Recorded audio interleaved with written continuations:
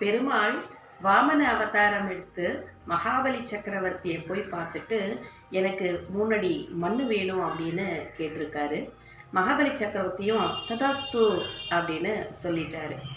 அப்போது 3 அடி மண் கொடுக்கணும் அப்படின்னு சொல்லும் பொழுது விஸ்வரூபம் எடுத்த பெருமாள் இந்த உலகத்தை ஒரு அடியிலையும் வானத்தை 1 அடியிலையும் அளந்துட்டு 3வது அடி அளக்கிறதுக்கு இடம் கொடு அப்படின்னு கேட்ட பொழுது தன் தலையை தாழ்த்தி கொடுத்தாராம் மகாபலி சக்கரவர்த்தி. 3வது அடியை மகாபலி சக்கரவர்த்தியினுடைய தலையில் வைத்து இந்த உலகத்தை அளந்து விட்டதுனால தான் பெருமாளுக்கு உலகளந்த பெருமாள் அப்படின்னு பேர் வந்தது. அப்படி இந்த மகாபலி சக்கரவர்த்தி பாதாளத்துக்கு போகிறதுக்கு முன்னால் பெருமாள் கிட்ட வருஷத்தில் ஒரு முறை நான் வெளியில் என்னுடைய மக்களை எல்லாம் நான் பார்க்கணும், என்னோட மக்கள் எப்போதும் சுபிட்சமாக இருக்கணும் அப்படிங்கிற வரம் கேட்டுக்கிட்டு போனதாக ஒரு புராண கதை சொல்லுது. வருஷத்தில் ஒரு முறை மகாபலி சக்கரவர்த்தி இப்படி வெளியில் தன்னுடைய மக்களை எல்லாம் பார்க்க வர இந்த நாளை தான் நம்ம ஓணம் அப்படின்னு கேரளாவில் கொண்டாடுறோம்.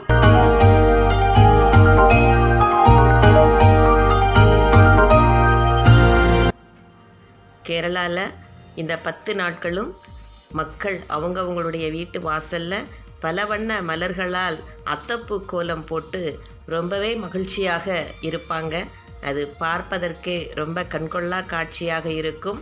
அத்தப்பூ கோலமிட்டு திருவாதிரக்களி കളിച്ച ഊഞ്ഞാലാടി അങ്ങനെ ഒരു സന്തോഷമായിട്ടുള്ള ഒരു അനുഭവമാണ്, ഒരു പண்டிകയാണ്, ഒരു തിരുവിഴാവാണ്. വിദേശത്ത് പോയിരിക്കുന്ന എല്ലാവരും ഓണത്തിന് അവരവർ വീട്ടിലെത്തി ആഘോഷിക്കുന്നത് നമ്മൾ കാണാം.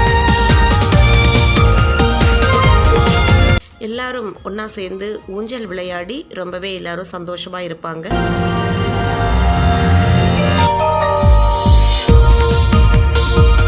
ஏழையாக இருந்தாலும் பணக்காரனாக இருந்தாலும் எல்லார் வீட்லேயும் அன்னைக்கு ஒரே மாதிரியான இலை நிறைந்த சாப்பாடுகள் இருக்கும்.